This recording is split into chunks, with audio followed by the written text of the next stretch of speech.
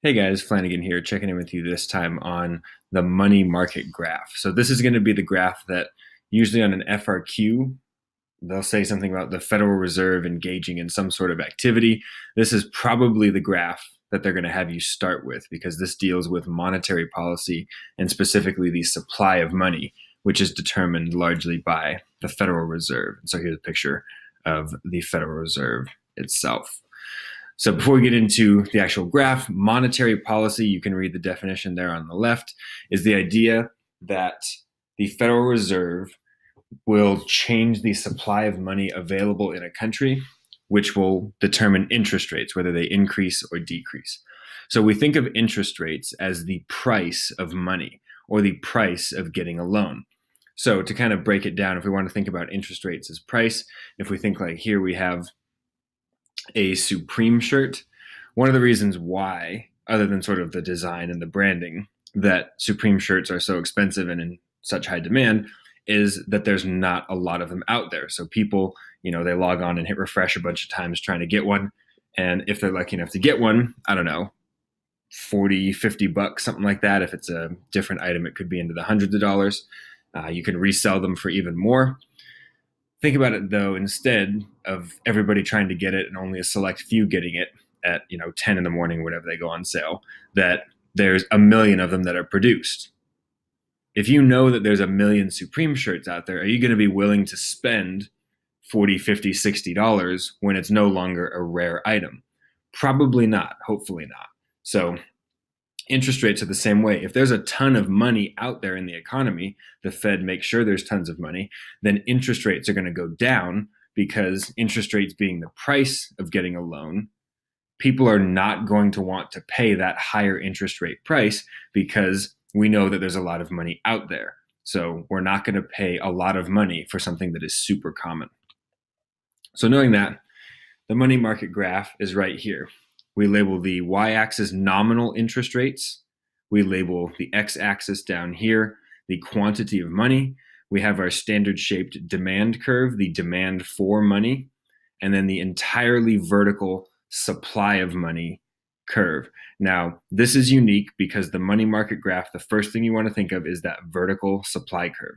It's vertical because the supply of money, this curve, is entirely determined by the Federal Reserve and its monetary policy.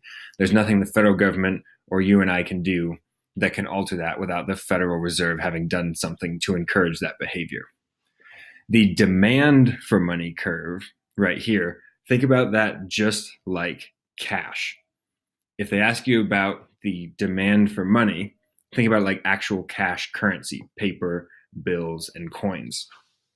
The example that almost always or I should say, the only time they've really asked about the demand for money, which is extremely rare, including last year, the 2017 FRQ, was basically when credit and debit cards are invented, what happens to the demand for actual paper cash? Well, the demand for money would decrease or shift to the left because people would not need to carry physical cash if they could use debit or credit or those plastic cards instead.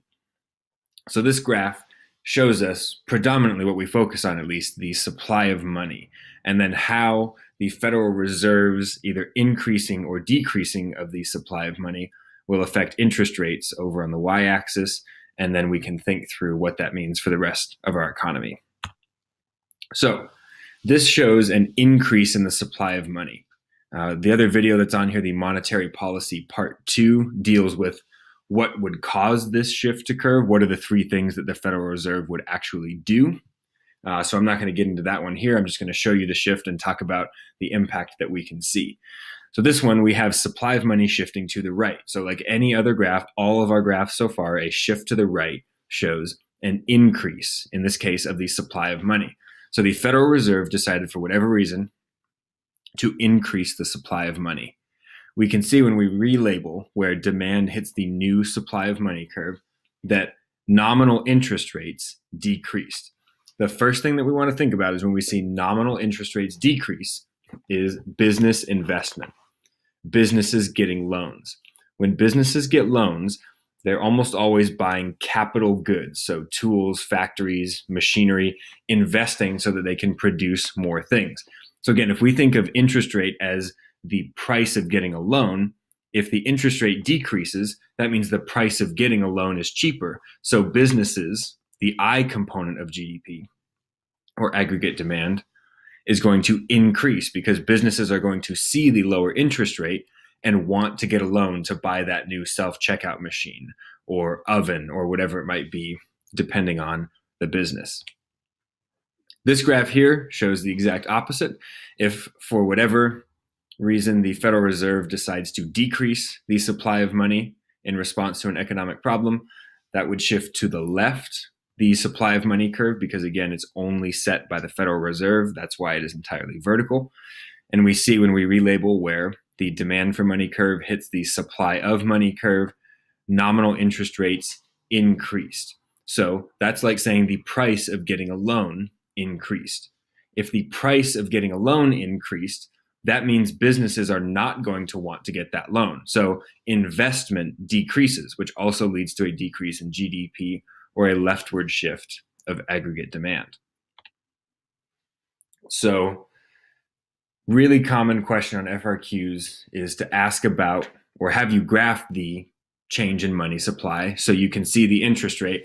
And then the next step asks you basically to apply that to a different graph. But sometimes it's hard to make that jump. So here's the way we want to think about it. If interest rates change, that changes the behavior of consumers and businesses. But we're going to focus on the business side. Again, if interest rates, for example, decrease, that causes businesses to want to get loans because it's cheaper to get the loan than it used to be. So they will invest in capital goods. Again, capital goods, that technology, the tools, the machinery that will help them produce more things in the long run. Now that should sound familiar because the I component, the immediate impact is aggregate demand would increase because business investment, that's a component of aggregate demand. So aggregate demand would shift to the right if interest rates decrease because again, interest rates are lower, businesses get loans. That is the I component, which shifts AD to the right. Long term, though, big picture, not just immediately, again, long run, LRAS and the PPC both have the same shifters, which include technology. So if businesses are investing, technology is going to be a part of that. So that could also, in the long run, cause LRAS and the PPC both to shift to the right because that increases the maximum possible production of an economy. It's better than just having like cheaper oil because the price of oil can fluctuate or change all the time. When you get a new technology keeps moving forward. It helps you now and long run. So this sort of big picture chain reaction is if interest rates, for example, go down, investment increases. In the short run, aggregate demand shifts to the right because that I component. But big picture in the long run, that leads to economic growth because businesses invested in capital, not just buying new flour for the bakery or more flour. They bought an oven or multiple ovens so they could literally produce more of their product. So, bonus content, but wait, there's more. I usually get a couple of questions about why do we have two money graphs? Like, didn't we already have this one over here, the loanable funds market that dealt with the demand for loanable funds, the supply of loanable funds? It was actually also called the real interest rate. Isn't that close enough? Like, why do we have to have both of these? So this graph, again, looks at real interest rate on the y-axis and the quantity of loanable funds over here on the x-axis. This graph was used to show usually what happens when the federal government needs to spend money during a recession, but they can't raise taxes. So the government jumps into this loanable funds market down here at the bottom right, and they demand loanable funds because they can't raise taxes to pay for things. So they go and borrow money, essentially. That raises interest rates, again, for consumers and businesses. So that crowds out. The government borrows so much money that it raises the interest rates for everybody else. So businesses do not want to invest that money. So we have a problem with our long run growth. But there is a difference between this loanable funds and the money market. The big one is, first of all, what kind of money we're actually looking at. The loanable funds market, that one from the last slide right here, that really just looks at money in banks, or what they might call loaning or lending institutions. And banks really set the real interest rate because banks want to make profit. So they're going to do their own adjustment for inflation. The money market with the vertical supply curve that we started with, that actually shows all of M1, M2, and even higher classifications of M, but M1 and M2 for us, money supply, all money in circulation. So it's a much bigger picture. This is like a macro, a large picture graph with the money market, while the loanable funds is much more specific in terms of what money we are looking at. So the money market, that's why we label it nominal interest rate, because that's just big picture. The Federal Reserve influences the supply of money, which changes interest rates, and then it leaves the actual adjustment for inflation up to the banks in the loanable funds market. So that's the big difference between the LFM, the loanable funds market, and the money market. And if you have any questions, as always, send me an email, send me a tweet, send me a text through the Remind app, or just come and see me before or after school whenever you can, and I can answer those questions. So until next time, have a good one.